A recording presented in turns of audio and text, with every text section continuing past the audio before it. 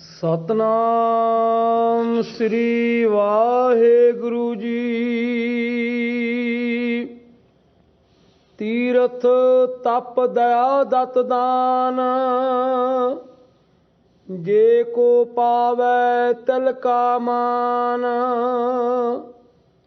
ਤੀਰਥ ਤਪ ਦਇਆ ਦਤ ਦਾਨ, ਜੇ ਕੋ ਪਾਵੈ ਤਿਲ ਕਾ ਮਾਨ। ਸੁਣਿਆ ਮੰਨਿਆ ਮਨ ਕੀਤਾ ਭਾਉ, ਅੰਤਰਗਤ ਤੀਰਥ ਮਲ ਨਾਉ। ਸਭ ਗੁਣ ਤੇਰੇ ਮੈਂ ਨਾਹੀ ਕੋਏ, ਬਿਨ ਗੁਣ ਕੀਤੇ ਭਗਤ ਨਾ ਹੋਏ। ਸਵਸਥ ਆਥ ਬਾਣੀ ਬਰਮਾਓ, ਸਤ ਸੁਹਾਣ ਸਦਾ ਮਨ ਚਾਓ।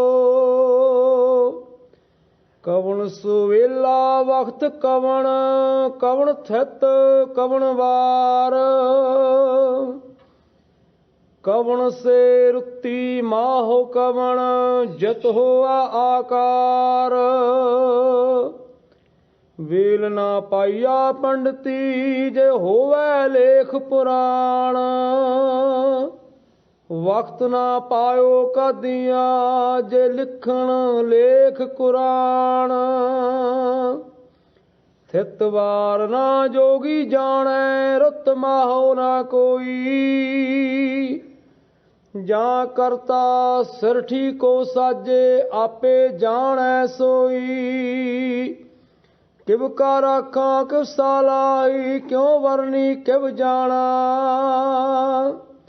ਨਾਨਕ ਆਖਣ ਸਭ ਕੋ ਆਖੈ, ਇੱਕ ਦੂ ਇੱਕ ਸਿਆਣਾ। ਵੱਡਾ ਸਾਹਿਬ ਵੱਡੀ ਨਾਈ, ਕੀਤਾ ਜਾ ਕਾ ਹੋਵੈ।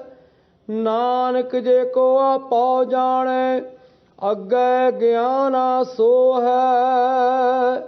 ਵੱਡਾ ਸਾਹਿਬ ਵੱਡੀ ਨਾਈ, ਕੀਤਾ ਜਾ ਕਾ ਹੋਵੈ।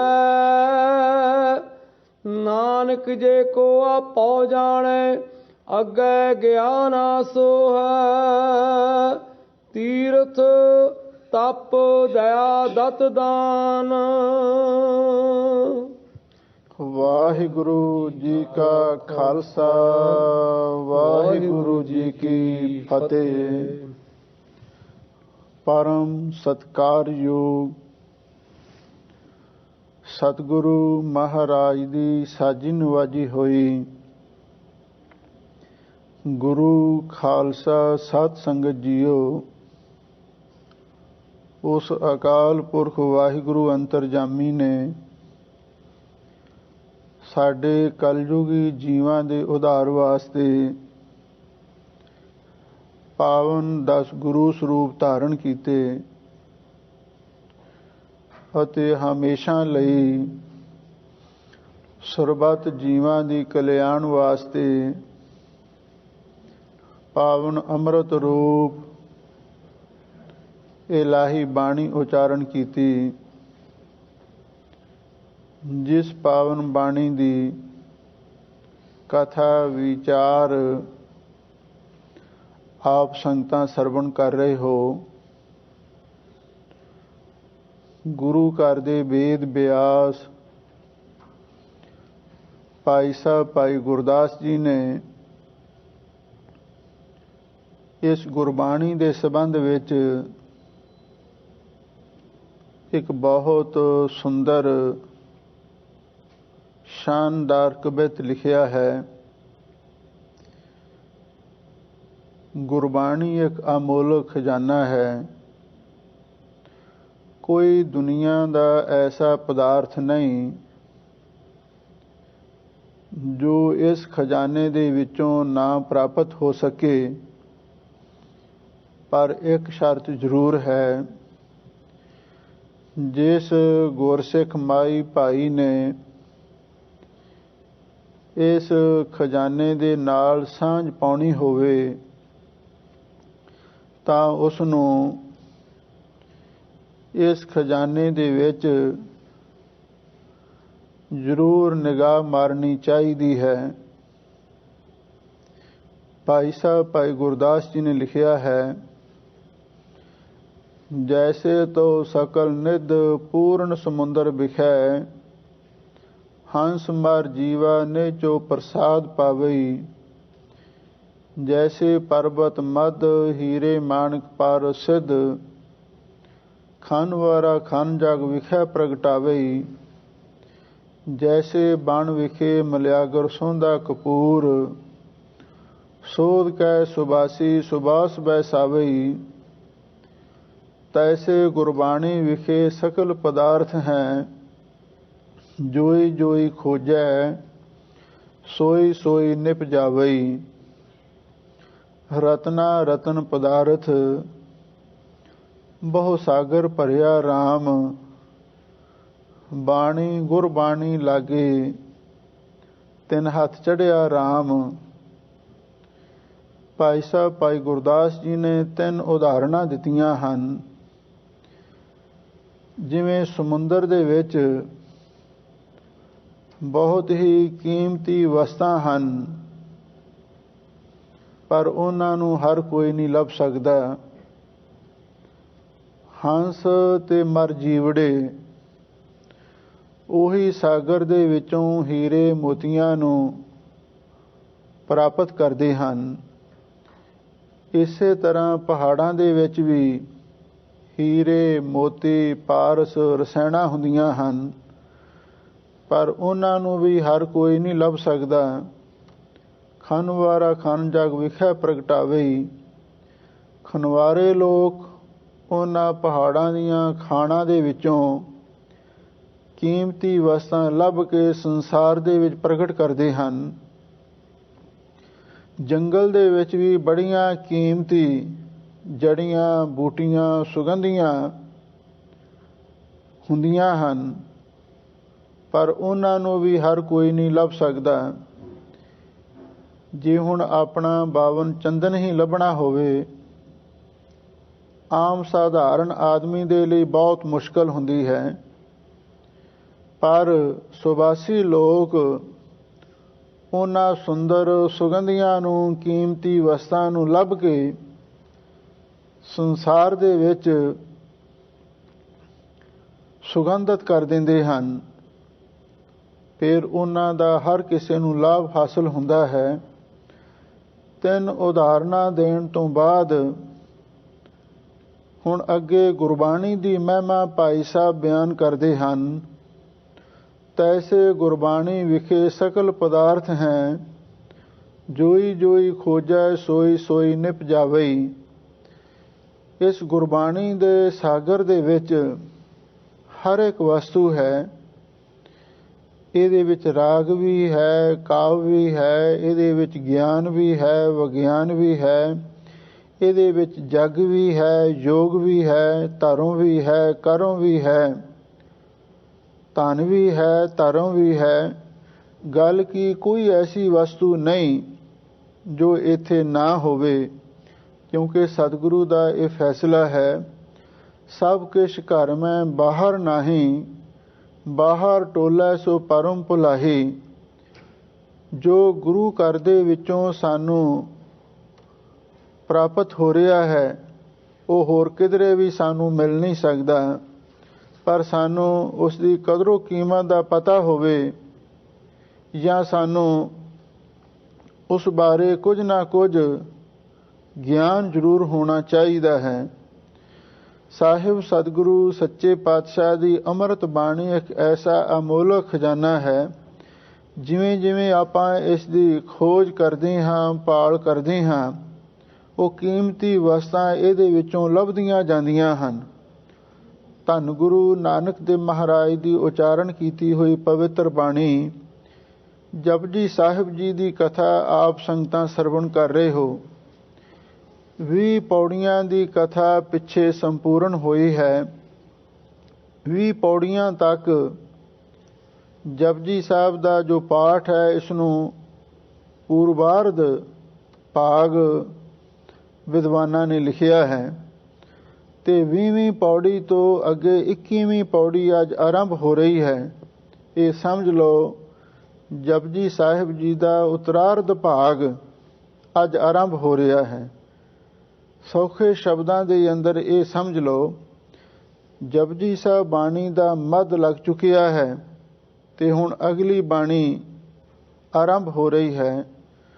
ਧੰਨ ਗੁਰੂ ਨਾਨਕ ਦੇਵ ਮਹਾਰਾਜ ਦੇ ਪਾਵਨ ਪਵਿੱਤਰ ਚਰਨਾਂ ਦੇ ਵਿੱਚ ਗੁਰਸਿੱਖਾਂ ਨੇ ਬੇਨਤੀ ਕੀਤੀ, ਸੱਚੇ ਪਾਤਸ਼ਾਹ ਦੁਨੀਆ ਵਿੱਚ ਹੋਰ ਵੀ ਬੜੇ ਸਾਧਨ ਨੇ ਕਿ ਉਹਨਾਂ ਦੁਆਰਾ ਸਾਨੂੰ ਵਾਹਿਗੁਰੂ ਦੀ ਪ੍ਰਾਪਤੀ ਹੋ ਸਕਦੀ ਹੈ। ਧੰਨ ਗੁਰੂ ਨਾਨਕ ਦੇਵ ਮਹਾਰਾਜ ਸੱਚੇ ਪਾਤਸ਼ਾਹ ਨੇ ਸਾਡਾ ਇਹ ਭੁਲੇਖਾ ਦੂਰ ਕੀਤਾ ਹੈ, ਕਿਉਂਕਿ ਬਹੁਤ ਸਾਰੇ ਇਹੋ ਜਿਹੇ ਲੋਕ ਵੀ ਹਨ ਜਿਹੜੇ ਹੋਰ ਸਾਧਨਾਂ ਦੁਆਰਾ ਵਾਹਿਗੁਰੂ ਦੀ ਪ੍ਰਾਪਤੀ ਕਰਨਾ ਲੋੜਦੇ ਹਨ, ਪਰ ਗੁਰਮਤਿ ਦੇ ਅੰਦਰ, ਸਿੱਖ ਧਰਮ ਦੇ ਅੰਦਰ ਅਕਾਲ ਪੁਰਖ ਵਾਹਿਗੁਰੂ ਦੇ ਮਿਲਾਪ ਦਾ ਮੁੱਖ ਸਾਧਨ ਵਾਹਿਗੁਰੂ ਦੇ ਨਾਮ ਨੂੰ ਮੰਨਿਆ ਗਿਆ ਹੈ। ਜਿੱਥੋਂ ਤੱਕ ਨਾਮ ਦਾ ਸਵਾਲ ਹੈ, ਦੁਨੀਆ ਦੇ ਅੰਦਰ ਵੀ ਨਾਮ ਦੀ ਬਹੁਤ ਵੱਡੀ ਮਹਾਨਤਾ ਹੈ। ਤੁਸੀਂ ਕਿਸੇ ਆਦਮੀ ਨੂੰ ਮਿਲਣਾ ਹੋਵੇ, ਕਮ ਸੇ ਕਮ ਤੁਹਾਨੂੰ ਉਸਦੇ ਨਾਮ ਦਾ ਜ਼ਰੂਰ ਪਤਾ ਹੋਣਾ ਚਾਹੀਦਾ ਹੈ। ਤੁਸੀਂ ਉਸਦੇ ਨਾਮ ਨੂੰ ਪੁੱਛਦੇ ਪਛਾਉਂਦੇ ਇੱਕ ਨਾ ਇੱਕ ਦਿਨ ਤੁਸੀਂ ਉਸ ਨੂੰ ਜ਼ਰੂਰ ਲੱਭ ਲਵੋਗੇ। ਜੇ ਹੁਣ ਆਪਾਂ ਕਿਸੇ ਹੋਰ ਸ਼ਹਿਰ ਵਿੱਚ ਜਾਣਾ ਹੋਵੇ, ਸਾਨੂੰ ਉਸਦੇ ਨਾਮ ਦਾ ਜ਼ਰੂਰ ਪਤਾ ਹੋਣਾ ਚਾਹੀਦਾ, ਤਾਂ ਅਸੀਂ ਉਸ ਸ਼ਹਿਰ ਦੇ ਵਿੱਚ ਪਹੁੰਚ ਸਕਦੇ ਹਾਂ। ਅਸੀਂ ਕਿਸੇ ਤੀਰਥ ਤੇ ਜਾਣਾ ਹੋਵੇ, ਸਾਨੂੰ ਉਸਦੇ ਨਾਮ ਦਾ ਪਤਾ ਹੋਣਾ ਚਾਹੀਦਾ, ਅਸੀਂ ਆਪਣੇ ਆਪ ਹੀ ਰਾਹ ਪੁੱਛ ਕੇ ਉੱਥੇ ਚਲੇ ਜਾਵਾਂਗੇ। ਇਸੇ ਤਰ੍ਹਾਂ ਨਾਮ ਤੋਂ ਬਿਨਾਂ ਦੁਨੀਆ ਦੇ ਵਿੱਚ ਵੀ ਕੰਮ ਅਧੂਰਾ ਹੀ ਰਹਿੰਦਾ ਹੈ। ਇਸੇ ਤਰ੍ਹਾਂ ਸਾਹਿਬ ਸਤਿਗੁਰੂ ਸੱਚੇ ਪਾਤਸ਼ਾਹ ਨੇ ਆਖਿਆ, ਨਾਮ ਤੋਂ ਬਿਨਾਂ ਹੋਰ ਜਿੰਨੇ ਵੀ ਸਾਧਨ ਹਨ ਉਹ ਸਾਰੇ ਅਧੂਰੇ ਸਾਧਨ ਨੇ। ਉਹ ਤੇ ਛੋਟੀਆਂ ਪੌੜੀਆਂ ਨੇ ਜਿਨ੍ਹਾਂ ਦੁਆਰਾ ਵਾਹਿਗੁਰੂ ਦੇ ਸੱਚਖੰਡ ਤੱਕ ਨਹੀਂ ਪਹੁੰਚਿਆ ਜਾ ਸਕਦਾ। ਨਾਮ ਹੀ ਇੱਕ ਸਫਲ ਸਾਧਨ ਹੈ, ਨਾਮ ਹੀ ਇੱਕ ਉੱਚੀ ਪੌੜੀ ਹੈ ਜਿਸ ਦੁਆਰਾ ਉਸ ਨਾਮੀ ਤੱਕ ਪਹੁੰਚਿਆ ਜਾ ਸਕਦਾ ਹੈ। ਸਾਹਿਬ ਸਤਿਗੁਰੂ ਧੰਨ ਗੁਰੂ ਨਾਨਕ ਦੇਵ ਮਹਾਰਾਜ ਸੱਚੇ ਪਾਤਸ਼ਾਹ ਅੱਜ ਇਸ 21ਵੀਂ ਪੌੜੀ ਦੇ ਆਰੰਭ ਦੇ ਵਿੱਚ ਨਾਮ ਦੇ ਮੁਕਾਬਲੇ ਤੇ ਜਿਹੜੇ ਹੋਰ ਸਾਧਨ ਨੇ ਉਹਨਾਂ ਦੀ ਅਸਫਲਤਾ ਪ੍ਰਗਟਾਉਂਦਿਆਂ ਹੋਇਆਂ ਪਾਵਨ ਪਵਿੱਤਰ ਉਪਦੇਸ਼ ਬਖਸ਼ਿਸ਼ ਕਰ ਰਹੇ ਹਨ। ਤੇ ਆਪ ਸੰਗਤਾਂ ਬੜੇ ਪਿਆਰ ਤੇ ਸ਼ਰਧਾ ਦੇ ਨਾਲ ਪਾਵਨ ਗੁਰਬਾਣੀ ਦੀ ਵਿਚਾਰ ਸਰਵਣ ਕਰੋ ਤੇ ਇੱਕ ਵਾਰੀ ਪਿਆਰ ਦੇ ਨਾਲ ਆਖੋ, ਸਤਿਨਾਮ ਸ੍ਰੀ ਵਾਹਿਗੁਰੂ ਸਾਹਿਬ ਜੀਓ। ਸਤਿਨਾਮ ਸ੍ਰੀ ਵਾਹਿਗੁਰੂ ਜੀ। ਤੀਰਥ ਤਪ ਦਇਆ ਦਤ ਦਾਨ। ਧੰਨ ਗੁਰੂ ਨਾਨਕ ਦੇਵ ਮਹਾਰਾਜ ਸੱਚੇ ਪਾਤਸ਼ਾਹ ਫਰਮਾਉਂਦੇ ਹਨ, ਗੁਰਮੁਖੋ ਲੋਕੀ ਤੀਰਥਾਂ ਤੇ ਇਸ਼ਨਾਨ ਵੀ ਕਰਦੇ ਹਨ। ਤੀਰਥਾਂ ਤੇ ਨਹਾਉਣਾ ਵੀ ਪੁੰਨ ਸਮਝਿਆ ਜਾਂਦਾ ਹੈ।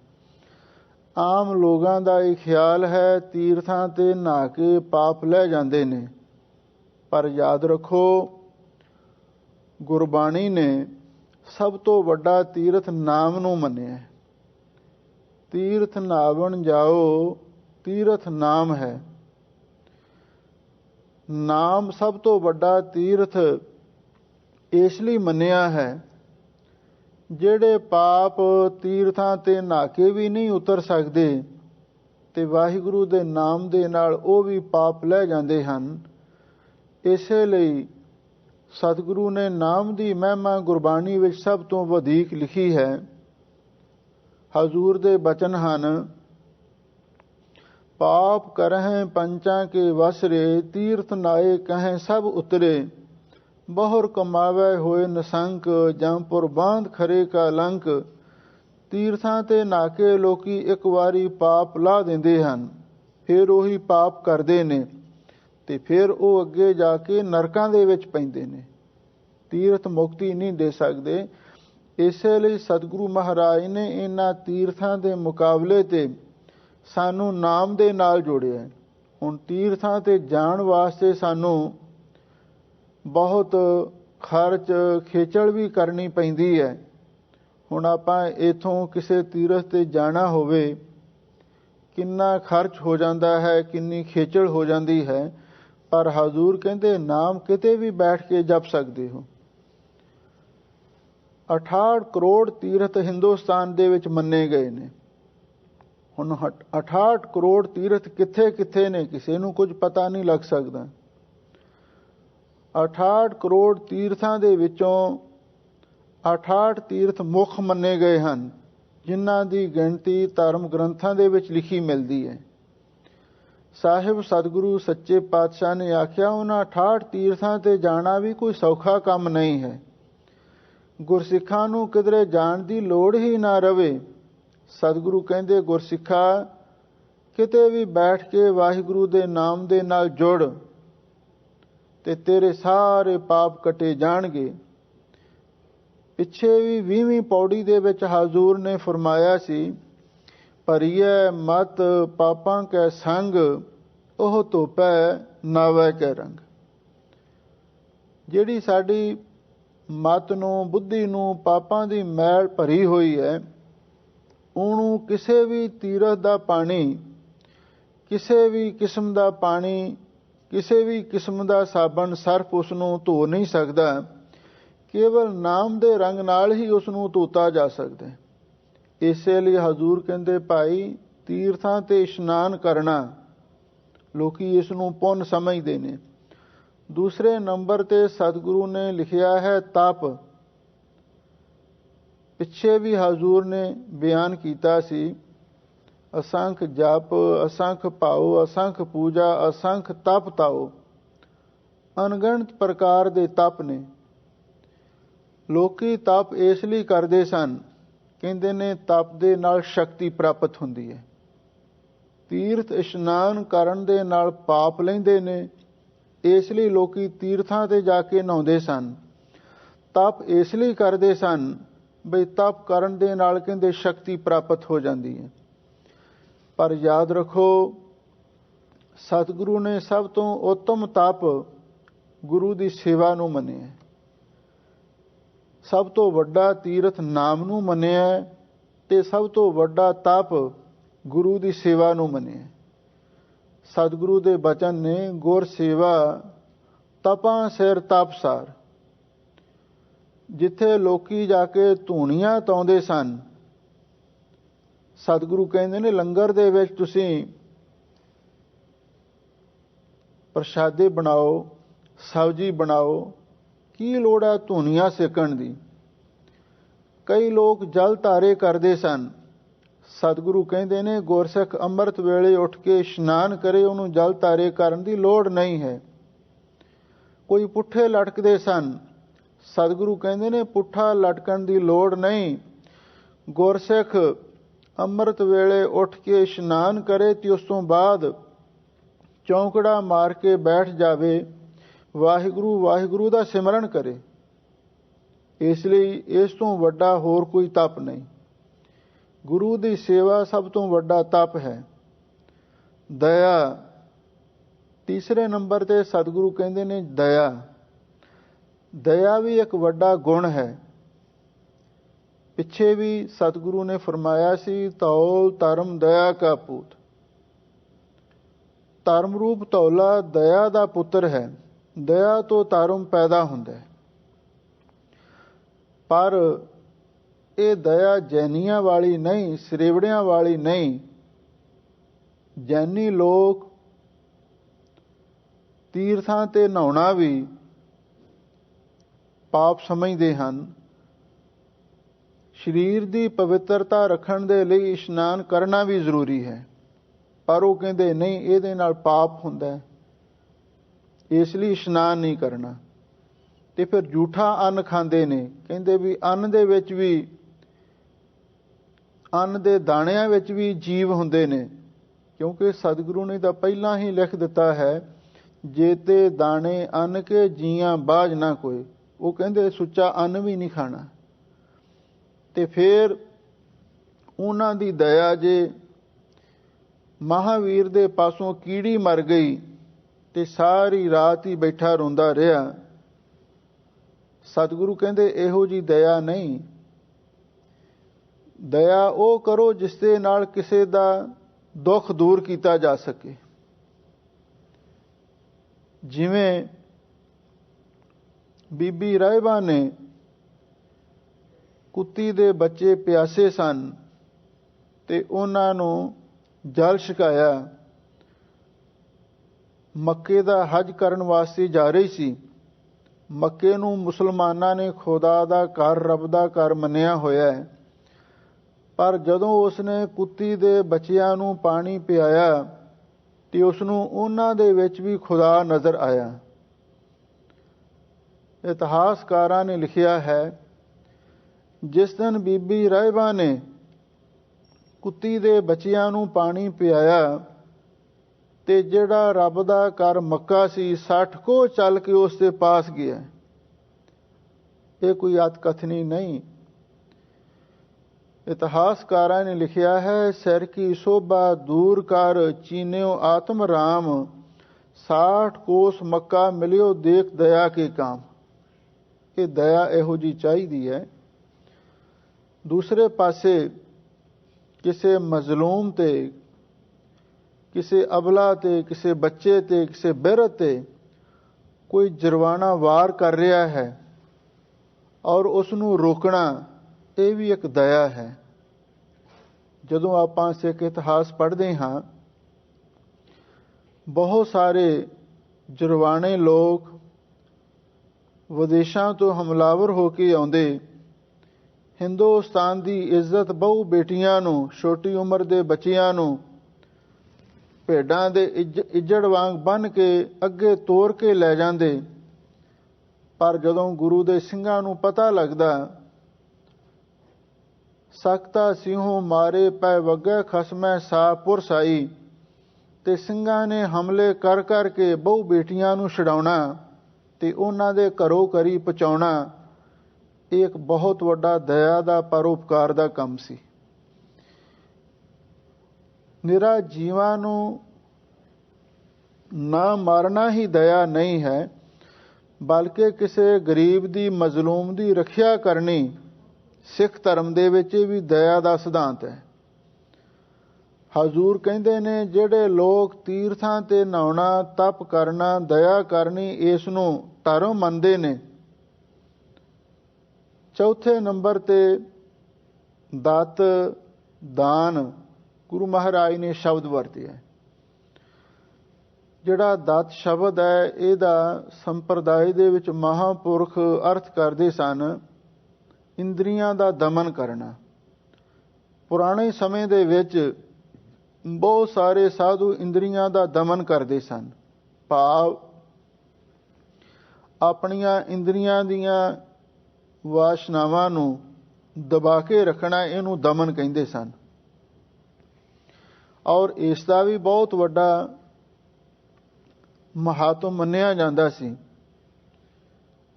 ਅਤੇ 5ਵੇਂ ਨੰਬਰ ਤੇ ਸਤਿਗੁਰੂ ਮਹਾਰਾਜ ਨੇ ਦਾਨ ਲਿਖਿਆ। ਪੁਰਾਣੇ ਸਮੇਂ ਦੇ ਵਿੱਚ ਲੋਕੀ ਦਾਨ ਕਰਦੇ ਸਨ। ਦਾਨ ਕਈ ਪ੍ਰਕਾਰ ਦਾ ਹੁੰਦਾ ਸੀ। ਸੋਨੇ ਦਾ ਦਾਨ, ਚਾਂਦੀ ਦਾ ਦਾਨ, ਧਰਤੀ ਦਾ ਦਾਨ, ਭੋਜਨ ਦਾ ਦਾਨ, ਪਾਣੀ ਦਾ ਦਾਨ। ਔਰ ਇੱਥੋਂ ਤੱਕ ਵੀ ਲਿਖਿਆ, ਪੁਰਾਣੇ ਜ਼ਮਾਨੇ ਦੇ ਵਿੱਚ ਕਈ ਰਾਜੇ ਲੋਕ ਇਸਤਰੀਆਂ ਵੀ ਦਾਨ ਕਰਦੇ ਸਨ। ਪਰ ਜਦੋਂ ਆਪਾਂ ਇਸ ਗੱਲ ਨੂੰ ਵਿਚਾਰ ਕੇ ਦੇਖਦੇ ਹਾਂ, ਇਹ ਤੇ ਧੰਨ ਗੁਰੂ ਨਾਨਕ ਦੇਵ ਮਹਾਰਾਜ ਸੱਚੇ ਪਾਤਸ਼ਾਹ ਦਾ ਇਸਤਰੀ ਜਾਤੀ ਤੇ ਬਹੁਤ ਵੱਡਾ ਪਰਉਪਕਾਰ ਹੈ। ਉਹਨਾਂ ਨੇ ਇਸ ਘਿਨਾਉਣੇ ਅਪਰਾਧ ਨੂੰ ਰੋਕਿਆ, ਕਿਉਂਕਿ ਪਹਿਲੇ ਸਮੇਂ ਦੇ ਵਿੱਚ ਤਾਂ ਇਸਤਰੀ ਨੂੰ ਇੱਕ ਕੇਵਲ ਵਸਤੂ ਹੀ ਸਮਝਿਆ ਜਾਂਦਾ ਸੀ। ਪਰ ਸਤਿਗੁਰੂ ਮਹਾਰਾਜ ਸੱਚੇ ਪਾਤਸ਼ਾਹ ਨੇ ਆਖਿਆ, ਸੋ ਕਿਉਂ ਮੰਦਾ ਆਖੀਐ ਜਿਤ ਜੰਮਹਿ ਰਾਜਾਨ। ਇਹ ਕਹਿ ਕੇ ਇਸਤਰੀ ਜਾਤੀ ਨੂੰ ਮਨੁੱਖ ਦੇ ਬਰਾਬਰ ਸਤਿਕਾਰ ਵੀ ਦਿੱਤਾ ਹੈ ਤੇ ਅਸਥਾਨ ਵੀ ਪ੍ਰਦਾਨ ਕੀਤਾ ਹੈ। ਹਜ਼ੂਰ ਕਹਿੰਦੇ ਨੇ, ਜਿਹੜੇ ਲੋਕ ਐਸੇ ਧਰਮ ਕਰਮ ਕਰਦੇ ਹਨ, ਤੀਰਥਾਂ ਤੇ ਨਹਾਉਣਾ, ਤਪ ਕਰਨੇ, ਦਇਆ ਕਰਨੀ, ਇੰਦਰੀਆਂ ਦਾ ਦਮਨ ਕਰਨਾ ਤੇ ਦਾਨ ਕਰਨਾ, ਇਹਦਾ ਫਲ ਭਲਾ ਕਿੰਨਾ ਕੁ ਉਹਨਾਂ ਨੂੰ ਮਿਲਦਾ ਹੈ। ਹਜ਼ੂਰ ਅਗਲੀ ਪੰਕਤੀ ਵਿੱਚ ਫਰਮਾਉਂਦੇ ਹਨ, ਜੇ ਕੋ ਪਾਵੈ ਤਿਲ ਕਾ ਮਾਨ। ਹਜ਼ੂਰ ਕਹਿੰਦੇ, ਭਾਈ ਜੇ ਕੋਈ ਇਹ ਪਿਛਲੇ ਕਰਮਾਂ ਦਾ ਫਲ ਪ੍ਰਾਪਤ ਕਰਦਾ ਵੀ ਹੈ, ਤਿਲ ਕਾ ਮਾਨ, ਤੇਲ ਬਹੁਤ ਛੋਟਾ ਹੁੰਦਾ ਹੈ ਜਿਸ ਦੇ ਵਿੱਚੋਂ ਤੇਲ ਨਿਕਲਦਾ ਹੈ। ਹਜ਼ੂਰ ਕਹਿੰਦੇ ਨੇ, ਜੇ ਕੋਈ ਪੂਰਬਲੇ ਕਰਮਾਂ ਦਾ ਫਲ ਪ੍ਰਾਪਤ ਕਰਦਾ ਵੀ ਹੈ, ਤਿਲ ਕਾ ਮਾਨ, ਉਹ ਤਿਲ ਦਾ ਅਰਥ ਹੈ ਥੋੜਾ ਜਿਹਾ, ਉਹਨੂੰ ਮਾਣ ਸਤਿਕਾਰ, ਦੁਨੀਆ ਦੀ ਵਡਿਆਈ ਪ੍ਰਾਪਤ ਹੋ ਜਾਂਦੀ ਹੈ। ਤੀਰਥਾਂ ਤੇ ਨਹਾ ਕੇ, ਤਪ ਕਰਕੇ, ਦਇਆ ਕਰਕੇ, ਦਮਨ ਕਰਕੇ, ਦਾਨ ਕਰਕੇ ਜੇ ਕੋਈ ਇਹਨਾਂ ਕਰਮਾਂ ਦਾ ਫਲ ਪ੍ਰਾਪਤ ਕਰਦਾ ਵੀ ਹੈ, ਉਹ ਤਿਲਕ ਜਿੰਨਾ ਹੀ ਉਸ ਨੂੰ ਮਾਣ ਸਤਿਕਾਰ ਪ੍ਰਾਪਤ ਹੁੰਦਾ ਹੈ, ਕਿਉਂਕਿ ਪਰਮੇਸ਼ਰ ਦੀ ਦਰਗਾਹ ਦੇ ਵਿੱਚ ਹੋਰ ਸਾਧਨ ਕਰਨ ਵਾਲਿਆਂ ਦੀ ਕੋਈ ਪੁੱਛਗਿੱਛ ਨਹੀਂ ਹੈ। ਕਿਉਂਕਿ ਸਤਿਗੁਰੂ ਦੇ ਬਚਨ ਹਨ, ਸੱਚੋਂ ਔਰੈ ਸਭ ਕੋ ਉੱਪਰ ਸੱਚ ਆਚਾਰ। ਸੱਚੇ ਨਾਮ ਤੋਂ ਉੱਪਰ ਕੋਈ ਚੀਜ਼ ਨਹੀਂ ਹੈ, ਬਾਕੀ ਸਭ ਚੀਜ਼ਾਂ ਹੇਠਾਂ ਨੇ। ਸਭ ਤੀਰਥ ਵਰਤ ਜਗ ਪੁੰਨ ਤੁਲਾਹਾ, ਹਰ ਹਰ ਨਾਮ ਨਾ ਪੁਜਹਿ ਪੁਜਾਹਾ। ਨਾਮ ਦੇ ਬਰਾਬਰ ਕੋਈ ਵੀ ਸਾਧਨ ਨਹੀਂ ਪਹੁੰਚ ਸਕਦਾ। ਤੀਰਥ ਤਪ ਦਇਆ ਦਮਨ ਦਾਨ ਦਾ ਫਲ ਇੰਨਾ ਕੀ ਹੈ ਵੀ ਜਿਵੇਂ ਕਿਸੇ ਨੂੰ ਤਿਲਕ ਜਿੰਨਾ ਥੋੜਾ ਜਿਹਾ ਮਾਣ ਸਤਿਕਾਰ ਮਿਲ ਜਾਵੇ, ਬਸ ਇਹਨਾਂ ਸਾਧਨਾਂ ਦਾ ਵੀ ਫਲ ਬਹੁਤ ਥੋੜਾ ਤੇ ਨਾਸ ਹੋਣ ਵਾਲਾ ਹੀ ਪ੍ਰਾਪਤ ਹੁੰਦਾ ਹੈ। ਸੁਣਿਆ ਮੰਨਿਆ ਮਨ ਕੀਤਾ ਭਾਓ। ਲਓ ਹੁਣ ਸਾਹਿਬ ਸਤਿਗੁਰੂ ਸੱਚੇ ਪਾਤਸ਼ਾਹ ਕਹਿੰਦੇ ਨੇ, ਗੁਰਮੁਖੋ ਤੁਸੀਂ ਹੋਰ ਸਾਧਨ ਕਰਨ ਦੀ ਥਾਂ ਤੇ ਗੁਰੂ ਦੀ ਸ਼ਰਨ ਵਿੱਚ ਆਓ। ਗੁਰੂ ਦੀ ਸ਼ਰਨ ਵਿੱਚ ਆ ਕੇ ਗੁਰੂ ਦੇ ਮੁਖ ਤੋਂ ਬਾਣੀ ਸੁਣੋ, ਉਪਦੇਸ਼ ਸੁਣੋ, ਨਾਮ ਨੂੰ ਸੁਣੋ ਤੇ ਸੁਣ ਕੇ ਉਸ ਦੀ ਕਮਾਈ ਕਰੋ। ਤੇ ਕਮਾਈ ਤੋਂ ਅਗਲਾ ਜਿਹੜਾ ਸਾਧਨ ਹੈ, ਮਨ ਕੀਤਾ ਭਾਓ। ਤੁਸੀਂ ਆਪਣੇ ਮਨ ਵਿੱਚ ਉਸ ਦੇ ਭਾਵ ਨੂੰ ਵੀ ਵਸਾਓ। ਜਿਸ ਨੂੰ ਸੁਣਿਆ ਹੈ, ਕਮਾਇਆ ਹੈ, ਉਹਦੇ ਭਾਵ ਨੂੰ, ਉਹਦੇ ਰਹੱਸ ਨੂੰ ਆਪਣੇ ਮਨ ਵਿੱਚ ਵਸਾਓ। ਸਾਹਿਬ ਸਤਿਗੁਰੂ ਸੱਚੇ ਪਾਤਸ਼ਾਹ ਫਰਮਾਉਂਦੇ ਨੇ, ਗੁਰੂ ਦੇ ਮੁਖ ਤੋਂ ਆ ਕੇ ਸੁਣਿਆ, ਭਾਈ ਨਾਮ ਨੂੰ ਸੁਣਨਾ ਚਾਹੀਦਾ ਹੈ। ਦੂਸਰੇ ਨੰਬਰ ਤੇ ਮੰਨਿਆ ਤੇ ਉਸ ਦੀ ਕਮਾਈ ਵੀ ਕਰਨੀ ਚਾਹੀਦੀ ਹੈ। ਆ ਜੋ ਆਪਾਂ ਗੁਰਬਾਣੀ ਦੁਆਰਾ ਸੁਣਦੇ ਹਾਂ ਵੀ ਗੁਰਸਿੱਖ ਨੂੰ ਆਹ ਕੁਛ ਕਰਨਾ ਚਾਹੀਦਾ ਹੈ ਤੇ ਉਹਦੇ ਉੱਤੇ ਪਹਿਰਾ ਵੀ ਦੇਣਾ ਚਾਹੀਦਾ ਹੈ, ਉਹਦੇ ਉੱਤੇ ਅਮਲ ਵੀ ਕਰਨਾ ਚਾਹੀਦਾ। ਸੁਣੇ ਦਾ ਲਾਭ ਤਾਂ ਹੀ ਹੈ ਜੇ ਉਸ ਨੂੰ ਮੰਨਿਆ ਵੀ ਜਾਵੇ। ਜੇ ਮੰਨਿਆ ਨਾ ਗਿਆ ਤੇ ਸੁਣੇ ਹੋਏ ਦਾ ਵੀ ਕੋਈ ਲਾਭ ਨਹੀਂ। ਹਜ਼ੂਰ ਕਹਿੰਦੇ ਨੇ, ਸੁਣਿਆ ਮੰਨਿਆ। ਪਹਿਲਾਂ ਗੁਰ ਉਪਦੇਸ਼ ਨੂੰ ਸੁਣਿਆ ਹੈ, ਫਿਰ ਉਸ ਨੂੰ ਮੰਨਿਆ ਕਮਾਇਆ ਹੈ। ਮਨ ਕੀਤਾ ਭਾਓ, ਤੇ ਫਿਰ ਮਨ ਵਿੱਚ ਉਸ ਦੇ ਨਾਲ ਪ੍ਰੇਮ ਕੀਤਾ ਹੈ। ਜਿਹੜਾ ਮਨ ਦੇ ਵਿੱਚ ਗੁਰਬਾਣੀ ਨਾਲ, ਗੁਰੂ ਸ਼ਬਦ ਨਾਲ, ਗੁਰਸਿੱਖੀ ਦੇ ਨਾਲ ਭਾਉ ਕਰਨਾ ਹੈ, ਇਹਦਾ ਬਹੁਤ ਵੱਡਾ ਫਲ ਹੈ। ਅੰਤਰਗਤ ਤੀਰਥ ਮਲ ਨਾਓ। ਹਜ਼ੂਰ ਕਹਿੰਦੇ ਨੇ, ਜਿਹੜਾ ਇਹ ਨਾਓ ਸ਼ਬਦ ਹੈ, ਇਹਨੂੰ ਸ਼ਲੇਖ ਪਦ ਮੰਨ ਕੇ, ਕਿਉਂਕਿ ਗੁਰਬਾਣੀ ਵਿੱਚ ਨਾਮ ਦੀ ਮਹਿਮਾ ਹੈ। ਅੰਤਰਗਤ ਤੀਰਥ ਮਲ ਨਾਓ। ਹਜ਼ੂਰ ਕਹਿੰਦੇ ਤੁਹਾਡੇ ਅੰਦਰ ਹੀ ਇੱਕ ਤੀਰਥ ਹੈ। ਉਹ ਤੀਰਥ ਕਿਹੜਾ ਹੈ? ਉਹ ਨਾਮ ਦਾ ਤੀਰਥ ਹੈ। ਜਦੋਂ ਆਪਾਂ ਸਤਿਗੁਰੂ ਦੀ ਪਵਿੱਤਰ ਬਾਣੀ ਪੜ੍ਹਦੇ ਹਾਂ, ਉਹਦੇ ਵਿੱਚੋਂ ਸਾਨੂੰ ਕੁਝ ਅਜਿਹੇ ਵੀ ਇਸ਼ਾਰੇ ਮਿਲਦੇ ਨੇ। नौनिध अमृत प्रभु का नाम देही मैं इसका विश्राम। असली जिहड़ा नाम है ना वो साडे अंदर ही है, अंतरगत तीर्थ मल नाओ। ते वो जिहड़ा अंदरला नाम है वो तुहाडे अंदरला तीरथ है। हजूर कहंदे ने उस तीर्थ विच मल मल के नहाओ दा अर्थ है तुहानू नहाउणा चाहीदा। अंतरगत तीर्थ मल नहाओ, जिहड़ा अंदरला नाम दा तीरथ है, क्योंकि नाव श्लेख पद है, जिहड़ा अंदरला तुहाडा नाम रूपी तीरथ है उहदे उत्ते मल मल के नहाओ। उहदे नाल तुहाडा मन पवित्र हो जावेगा, तुहाडी आत्मा भी निर्मल हो जावेगी ते तुहाडा शरीर भी निष्पाप हो जावेगा। इसे लई तां गुरु अर्जन देव महाराज ने फरमाया है, पवित्र पवित्र पवित्र पुनीत नाम जपै नानक मन प्रीत। जिहड़ा मन विच प्रीति धारण करके अकाल पुरख वाहिगुरू दा नाम जपदा है ਉਹਦਾ तन भी पवित्र हो जाता है, बाणी भी पवित्र हो जाती, उसका मन भी पवित्र हो जाता है। इसे लिए हजूर कहते हैं बाहरले तीर्थां ते नहाउण दी थां अंतरगत तीर्थ मल नहाओ। जिहड़ा तुहाडे अंदरे ही नाम दा तीरथ है, उस तीरथ दे बारे भगत कबीर जी ने भी बड़ा सुंदर एक संकेत दिता है। कबीर पाल समूहा सरवर भरा, पी न सकै कोई नीर, भाग वड्डे तैं पायो तू भर भर पीओ कबीर।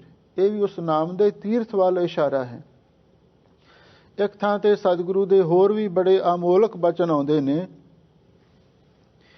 घर ही मैं अमृत भरपूर है, मन मुखा साध न पाया, ज्यों कस्तूरी मिर्ग न जाने, भ्रम दा परम भुलाया।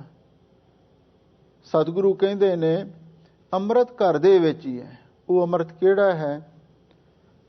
नानक अमृत मनै माहे पाइया गुर प्रसाद। वो है नाम दा अमृत, नाम दा सरोवर साडे अंदर है। पर हजूर कहंदे प्राप्त किन्हां नूं हुंदा? पाइया गुर प्रसाद, गुरु दी किरपा दे नाल वो पाई लभदा। जिहड़ा अंदरला नाम दा तीरथ है हर कोई नहीं उहनूं लभ सकदा। इसे लिए हजूर कहंदे ने बाहरले तीर्थां दे विच इशनान करन दी थां अंतरगत तीर्थ मल नहाओ। जिहड़ा तुहाडे अंदर ही शरीर दे तीरथ है वाहिगुरू दे नाम दा, तुसीं ਉਹਦੇ ਵਿੱਚ इशनान करो ते अपनियां सारियां मैलां ਨੂੰ ਲਾ ਦਿਓ। पर ਉਹਦੇ ਵਿੱਚ इशनान ਕਰਨ ਦੇ ਲਈ ਪਹਿਲਾਂ ਆਹ ਕੁਛ ਕਰਨਾ ਪੈਂਦਾ, ਸੁਣਿਆ ਮੰਨਿਆ ਮਨ ਕੀਤਾ ਪਾਓ। 4 ਪੌੜੀਆਂ ਵਿੱਚ ਹਜ਼ੂਰ ਨੇ ਪਿੱਛੇ ਸਰਵਣ ਦਾ ਮਹਾਤਮ ਲਿਖਿਆ। ਨਾਨਕ ਭਗਤਾਂ ਸਦਾ ਵਿਗਾਸ, ਸੁਣਿਆ ਦੁਖ ਪਾਪ ਕਾ ਨਾਸ। फिर 4 ही पौड़ियां दे विच मन्नण दी महिमा लिखी। मन्ने की गत कही ना जाए, जे को कहे पिछे पछताए। ते फिर मन कीता भाओ 5 परवान वाली पौड़ी दे विच निध्यासन दा जिक्र कीता। हजूर कहंदे अंदरले नाम दे तीर्थ विच इशनान करन दे लई पहला सरवण करो, फिर मन्नण करो, फिर निध्यासन करो।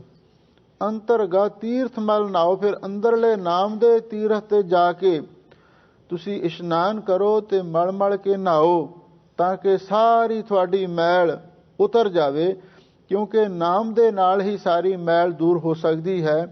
इस तो बिना होर कोई भी तीर्थ साड़ी सारी मैल नूं धो नहीं सकता। इसे लिए हजूर ने पिछे स्पष्ट कर दिता सी, भरिया हथ पैर तन देह, पानी धोता उतर सोखे है। भी ਜਿਹੜੀ ਸਾਡੇ ਸਰੀਰ ਨੂੰ ਹੱਥਾਂ ਪੈਰਾਂ ਨੂੰ ਸਰੀਰ ਦੀ ਹੋ ਰੰਗਾਂ ਨੂੰ ਮੈਲ ਲੱਗਦੀ ਹੈ ਉਹਨੂੰ ਤੇ ਪਾਣੀ ਧੋ ਦਿੰਦਾ, ਇਹਦੇ ਵਿੱਚ ਕੋਈ ਸ਼ੱਕ ਨਹੀਂ। ਪਰ ਜਿਹੜੀ ਸਾਡੇ ਮਨ ਨੂੰ ਮੈਲ ਲੱਗੀ ਉਹਨੂੰ ਪਾਣੀ ਨਹੀਂ ਧੋ ਸਕਦਾ। ਇਹ ਗੱਲ ਪਿੱਛੇ ਵੀ ਸਤਿਗੁਰੂ ਨੇ ਸਮਝਾ ਦਿੱਤੀ। ਇਸੇ ਲਈ ਹਜ਼ੂਰ ਕਹਿੰਦੇ ਨੇ ਜੇ ਅੰਦਰਲੀ ਮੈਲ ਨੂੰ ਦੂਰ ਕਰਨਾ ਹੈ ਅੰਤਰਗਤ ਤੀਰਥ ਮਲ ਨਹਾਓ। ਤੇ ਅੰਦਰਲੇ ਹੀ ਤੀਰਥ ਨਾਮ ਦੇ ਤੀਰਥ ਤੇ ਪਾਈ ਇਸ਼ਨਾਨ ਕਰੋ। ਪਹਿਲਾਂ ਸਰਵਣ ਮੰਨਣ ਨਿਧਿਆਸਨ ਕਰਨਾ, ਫਿਰ ਅੱਗੇ ਜਾ ਕੇ ਅੰਦਰਲੇ ਨਾਮ ਰੂਪੀ ਅੰਮ੍ਰਿਤ ਸਰੋਵਰ ਦੀ ਦਾਤ ਪ੍ਰਾਪਤ ਹੁੰਦੀ ਹੈ। ਫਿਰ ਉਹਦੇ ਵਿੱਚ ਇਸ਼ਨਾਨ ਕਰਕੇ ਮਨ ਦੀ ਤਨ ਦੀ ਬਾਣੀ ਦੀ ਪਵਿੱਤਰਤਾ ਹੋ ਜਾਂਦੀ ਹੈ। ਸਭ ਗੁਣ ਤੇਰੇ ਮੈਂ ਨਾਹੀ ਕੋਏ, ਲਓ ਹੁਣ ਧੰਨ ਗੁਰੂ ਨਾਨਕ ਦੇਵ ਮਹਾਰਾਜ ਸੱਚੇ ਪਾਤਸ਼ਾਹ ਉਸ ਅਕਾਲ ਪੁਰਖ ਵਾਹਿਗੁਰੂ ਨੂੰ ਸੰਬੋਧਨ ਕਰਕੇ ਇਹ ਪਵਿੱਤਰ ਬਚਨ ਆਖਰੇ ਹਨ। ਹੇ ਵਾਹਿਗੁਰੂ ਜੀ, ਸਭ ਗੁਣ ਤੇਰੇ, ਸਾਰੇ ਗੁਣ ਤਾਂ ਤੇਰੇ ਵਿੱਚ ਨੇ। ਮੈਂ ਨਹੀਂ ਕੋਈ, ਮੇਰੇ ਵਿੱਚ ਤਾਂ ਕੋਈ ਗੁਣ ਹੈ ਹੀ ਨਹੀਂ। ਮੈਂ ਨਿਰਗੁਣ ਯਾਰੇ ਕੋ ਗੁਣ ਨਹੀਂ, ਆਪੇ ਤਰਸ ਪਈ ਹੋਈ। ਯਾਦ ਰੱਖੋ, ਜਿੰਨੇ ਵੀ ਗੁਣ ਨੇ ਸਾਰੇ ਪ੍ਰਮਾਤਮਾ ਦੇ ਵਿੱਚ ਨੇ, ਤੇ ਜੇ ਮਨੁੱਖ ਦੇ ਵਿੱਚ ਕੋਈ ਗੁਣ ਆ ਵੀ ਜਾਂਦਾ ਹੈ, ਉਸ ਵਾਹਿਗੁਰੂ ਦੀ ਦੇਣ ਹੈ, ਇਹ ਉਸ ਦੀ ਕਿਰਪਾ ਦਾ ਫਲ ਹੈ। ਇਸੇ ਲਈ ਹਜ਼ੂਰ ਕਹਿੰਦੇ ਮਨੁੱਖ ਨੂੰ ਆਪਣੇ ਗੁਣਾਂ ਦਾ ਭੁੱਲ ਕੇ ਵੀ ਮਾਣ ਨਹੀਂ ਕਰਨਾ ਚਾਹੀਦਾ, ਬਲਕਿ ਇਹੀ ਕਹਿਣਾ ਚਾਹੀਦਾ ਹੈ, ਸਭ ਗੁਣ ਤੇਰੇ ਹੈ ਵਾਹਿਗੁਰੂ ਜੀ, ਸਾਰੇ ਗੁਣ ਤਾਂ ਤੇਰੇ ਵਿੱਚ ਨੇ। ਮੈਂ ਨਹੀਂ ਕੋਈ, ਮੇਰੇ ਵਿੱਚ ਤਾਂ ਕੋਈ ਗੁਣ ਹੈ ਹੀ ਨਹੀਂ। ਹਾਂ, ਇੱਕ ਗੱਲ ਮਹਾਰਾਜ ਮੈਂ ਇਹ ਸੁਣੀ ਹੈ, ਉਹ ਕਿਹੜੀ ਗੱਲ ਹੈ? ਹਜ਼ੂਰ ਫਰਮਾਉਂਦੇ ਹਨ,